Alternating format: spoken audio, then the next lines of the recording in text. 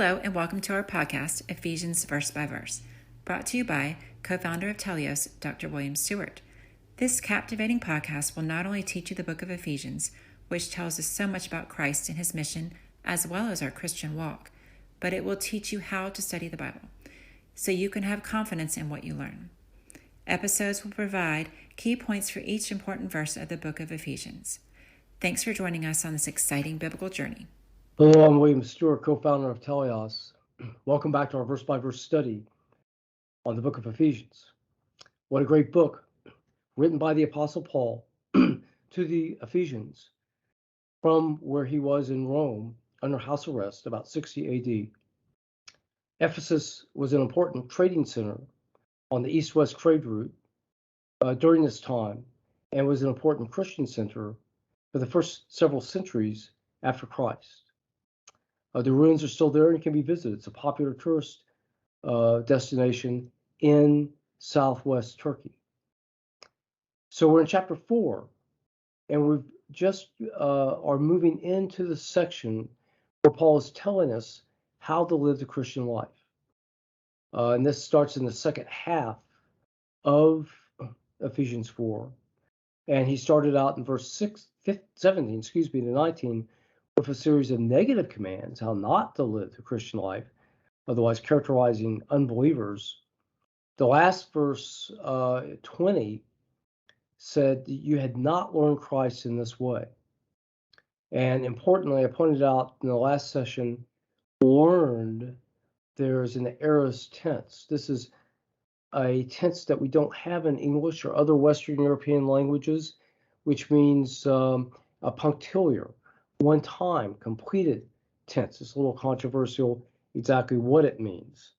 But the fact that it's used here in verse 20 and in today's verse seems to mean that, and consistent with other verses, these are actions or happenings around the time of our one-time completed salvation through Jesus Christ. So he's moving from giving negative commands, don't do this, to giving a basis of how we live the Christian life, and we'll follow up with that with positive commands in just a few verses. So 20 says, as a reminder, but ye have not so learned Christ, otherwise referring to the prior verses about what not to do. In 21, he continues, if so be that ye have heard him, ye have been taught by him, and the truth is in Jesus. So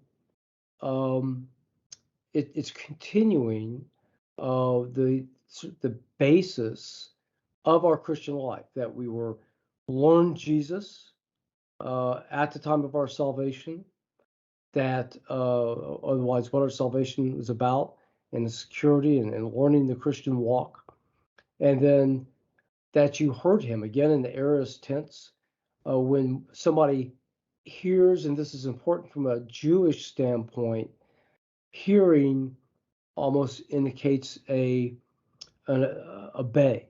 Interesting, in the Hebrew in the Old Testament, the word for obey, shema, is just to hear, because in their mindset, if you hear somebody, you've taken it in and agreed and are doing what they wanted you to do.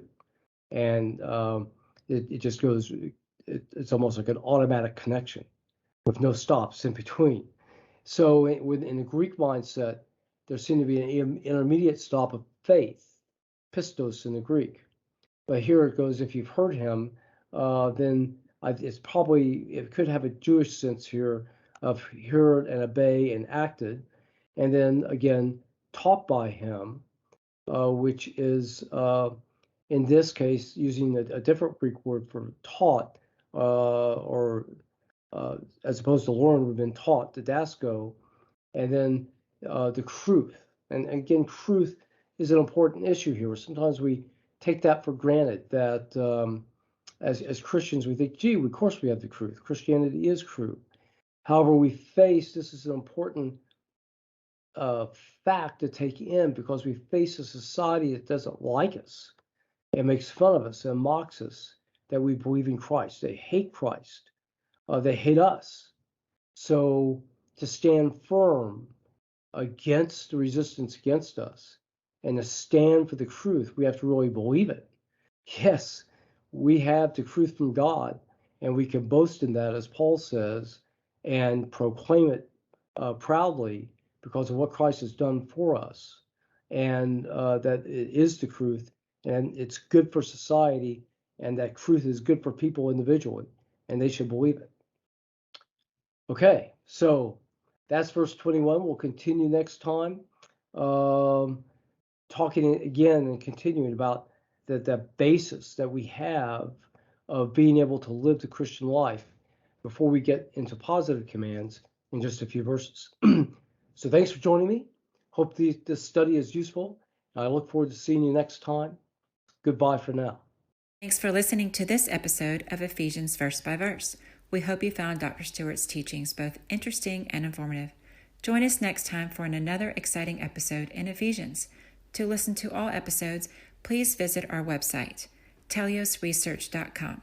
TELEIOSRESEARCH. Thank you.